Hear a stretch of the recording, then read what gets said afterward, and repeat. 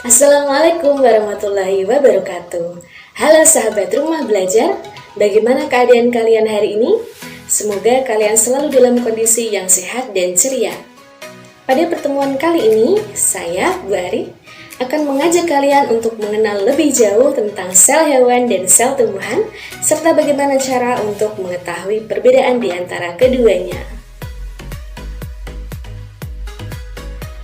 Kompetensi dasar yang kita gunakan untuk mempelajari bab ini adalah KD 3.6, memahami sistem organisasi kehidupan mulai dari tingkat sel sampai organisme dan komposisi utama penyusun sel.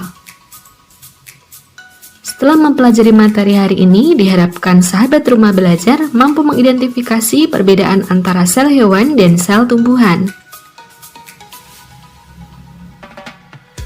Nah, sahabat rumah belajar, apakah kalian tahu bahwa semua makhluk hidup di bumi ini disusun oleh komponen struktural dan fungsional yang paling kecil? Yap, benar sekali, komponen tersebut adalah sel. Apa sih sel itu?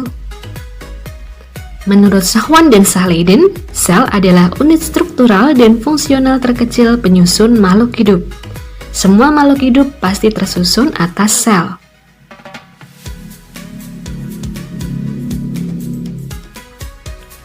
Tipe-tipe organisme dan sel penyusunnya. Yang pertama, prokariotik.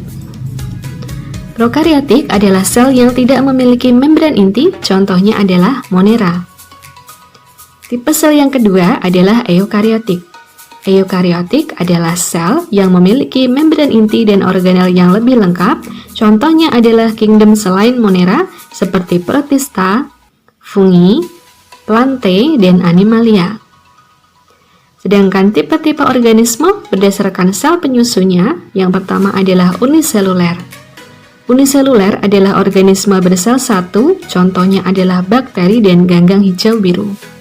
Sedangkan organisme yang memiliki banyak sel disebut dengan multiseluler, contohnya adalah jamur, hewan, dan tumbuhan.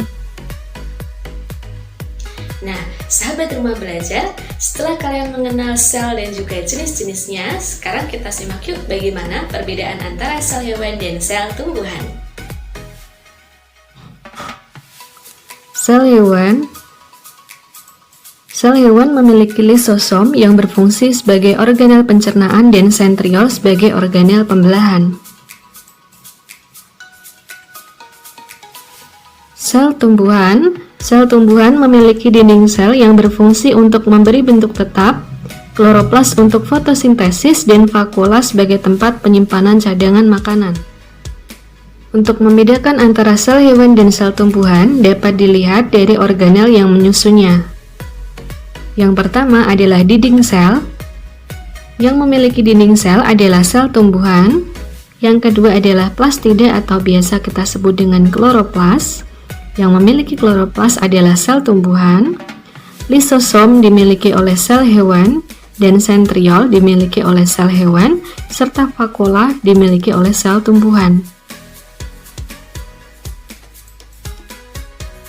Nah, mudah bukan cara untuk mengetahui perbedaan di antara sel hewan dan sel tumbuhan? Sebelum kita mengakhiri pertemuan kali ini, yuk kita simak dulu kesimpulan apa saja yang bisa kita ambil dari materi pembelajaran pada hari ini. Kesimpulan yang bisa kita peroleh dari materi kali ini, yang pertama adalah sel merupakan unit struktural dan fungsional terkecil dari makhluk hidup.